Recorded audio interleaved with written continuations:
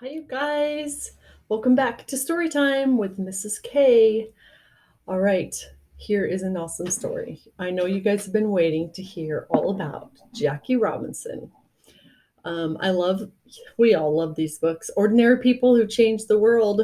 I am Jackie Robinson by Brad Meltzer.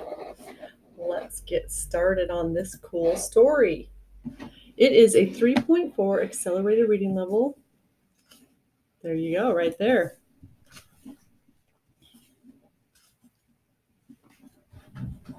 I am Jackie Robinson. Sometimes it's hard to be brave. My mother was brave, and she liked brave people. When I was born, the youngest of 5 kids, she even named me after someone brave. His middle name will be Roosevelt. Jack Roosevelt Robinson. Why Roosevelt? After Teddy Roosevelt. He fought to make sure black people were treated the same as everyone. That's a lot. That's a lot for a little Jackie to live up to. You'll see. I'm not worried. But having a brave name doesn't make you a brave person. In fact, as a kid, I didn't like sleeping alone. I used to sleep in my mom's bed. Even when she tried to bribe me, I wouldn't leave. I'll give you a quarter to go sleep in your room. Not a chance. It's better here.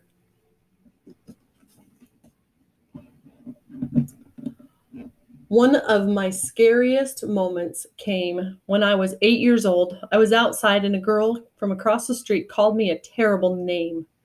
I was so mad, I yelled a name right back at her. Her father came running immediately. He didn't like it that a black boy was standing up to his white daughter. We were the only black family on our block. I don't remember who threw the first rock, but the fight was on, me versus her dad. Get him, Dad! What'd you call her? She started it. I had a good arm, but no one wins in a rock fight. Eventually, the girl's mom came out and broke it up. Like I said, the world can be a scary place. But even as a kid, there was one thing that always made me happy: sports and winning at sports. Okay, that's two things. I loved playing everything: baseball, football, basketball, soccer, marbles, even dodgeball. All the kids would get in a circle: white, black, Hispanic, Asian. We all played together. The rules were simple: if the ball hit you, you were out. I'd duck, I'd jump, I'd leap, and of course throw and throw and throw. By the time I was done, I'd be the last one standing. Are they mad that you won? Dunno. Maybe fall down so they won't notice. But the truth was, they weren't mad at me for winning. They appreciated the skill that it took. Those childhood games were some of the only times I wasn't judged by the color of my skin.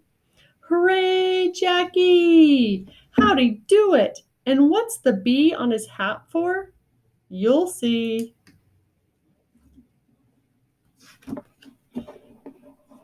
Still, that didn't make all of my problems go away. At the local public pool in Brookside Park, you could only go swimming if you were white. If your skin was black, they locked you out. When people complained, they gave us one day each week, Wednesdays. Every Wednesday from 2 to 5 p.m., they would open the pool to anybody black, Mexican, or Asian. Don't they know how hot it is out here? Trust me, they know. Don't they know how mean it is? Trust me, they know. Oh, come on. He even swims with his hat? Maybe the B is for buoyant. Buoyant means you can float.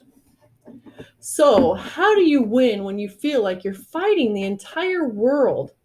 My mother, who worked as a maid, showed me the answer. Back then, we were so poor. We sometimes ate only 2 meals a day. To help us out, every Saturday night, the local bakery would let us take their leftovers. And the milkman, back then milk was delivered to your house, would give us whatever extra he had. We weren't the only ones struggling for money. My mom took the extra food and shared it with all of our neighbors. It looks like a feast, all this food. It's not just for us. What do you mean? That's right. She shared it with with the angry guy who threw rocks at me. Would you like some extra bread? Wow, thanks. That's kind of you. I'm Millie Jackie's son. I'm Millie Jackie's son. Mom. Nice to meet you, Millie. Wow. That's how we got to be friends with everyone in the neighborhood. It was one of my mom's best lessons. When you do something good, it brings out the good in others. Plus, the more our neighbors got to know us, the more they realized just how much black and white people are alike. I learned a similar lesson from a local mechanic named Carl Anderson. He saw the group of boys I used to hang out with. We called ourselves the Pepper Street Gang. We were a bunch of poor kids. For fun, we would throw dirt clods at cars and swipe balls from a local course. When he saw that what we were doing, Mr. Anderson took me aside. He didn't lose his temper. Calm as could be, he told me, Jackie, I know why you're following the crowd. You're afraid they'll think you're different or chicken, but it doesn't take guts to follow the crowd. Courage comes from being willing to be different. What Mr. Anderson said that day, it got to me. With the help of my pastor, I stopped hanging out with the gang. From there, I threw myself even deeper into my favorite activity, sports, and winning at sports, especially baseball. As a teenager, I could run so fast, the local reporter noticed that in nearly every game, I stole second, third, and home at least once. He's reading the newspaper, what the guy wrote. Isn't it stealing? It's grand theft larceny. Man, this guy can write. You were just on first base. How'd you get here so fast? Maybe the B is for blast off. In college, I became the first UCLA student ever to letter in 4 sports in the same season: baseball, football, basketball, and track. They said I was one of the best football players in the country. 2 seasons in a row, I scored the most points in any player in the league, and I won the NCAA title that year. One American jumper went farther than me. But the same problem kept coming back. When the college newspaper wrote nice articles about me, one of my own white teammates purposefully smashed into my leg, trying to injure me. He was mad that the article said something nice about a black person. Ah, my leg. Don't they know they're on the same team? Trust me, they know. By the time I got out of the Army, it still didn't matter that I was one of the best athletes in the country. If you wanted to play professional sports, you had to be white. Sorry, son, your kind doesn't belong here. Back then, if you were a world champs, it meant you were the white champs. In all the Major League Baseball, not a single team had even one black player. Oh, and did I mention that if you were on a black team, the pay was worse, the food was worse, and sometimes the only place to sleep was on the bus. Gross. Is this food or goo? You don't want to know. But that was all about to change. Thanks to a man named Branch Rickey. Rickey was the president of the Brooklyn Dodgers, one of the most popular baseball teams ever. I have an idea.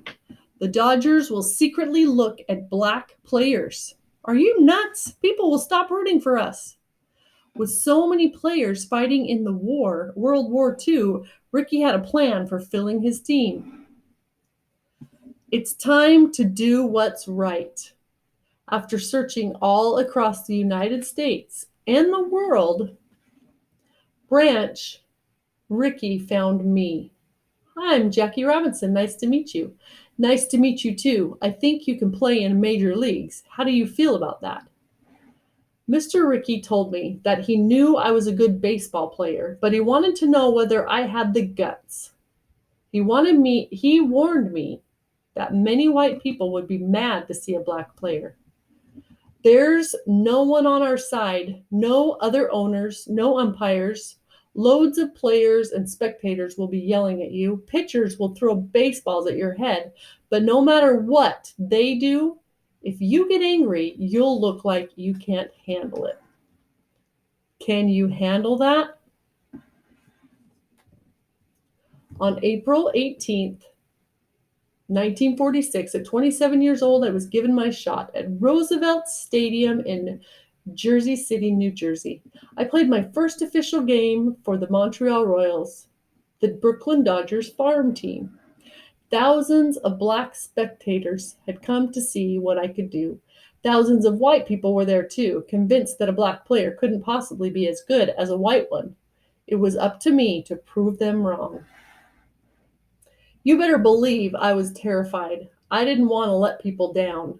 Then, at 3:04 p.m. in my first at bat, I was thrown out at first. You're out. The next time I came up was in the third inning. There were two men on base. The pitcher decided on a fastball. I can still see it coming, chest high down the middle. But this time, crack!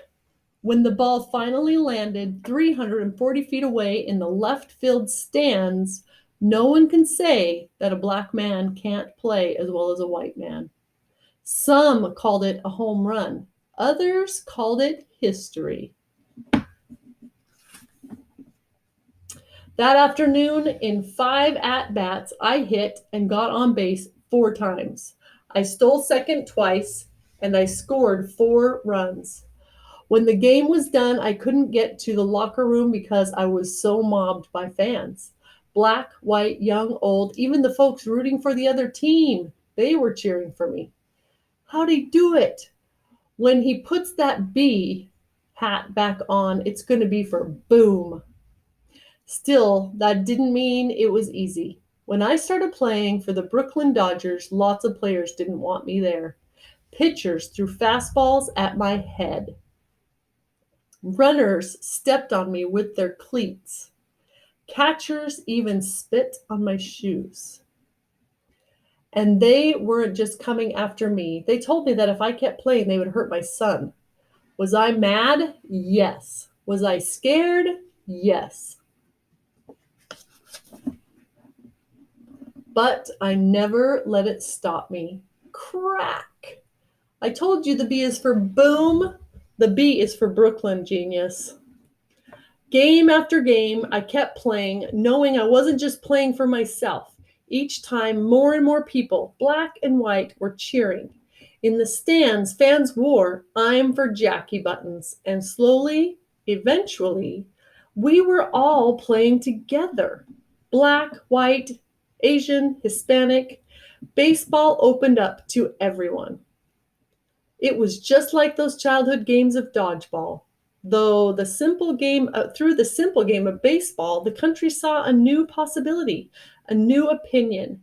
All they needed was for someone to go first. You see these stats? Stole home 19 times. He was the National League MVP of 1949 when he led in the hitting and steals. The Dodgers won 6 pennants in his 10 seasons. He was one of the few people inducted into the Hall of Fame in the very first year he was eligible. In life, people tried to scare me. They wanted me to stop me. They wanted to make me go away. Why? Because I was different. Each time, I wanted to fight back. But for real change to come, you need to lead by example. Being a leader takes bravery, but remember this, no one is born brave. No matter how big or small you are, there will always be things that scare you. It's okay to be afraid, just don't let it stop you. Remember that park where they wouldn't let him swim? It's now called Robinson Park. Today, no one in baseball can wear the number 42. But once a year, every player on every team wears it. It's the one day when everyone looks the same. There is real power in each and every one of us.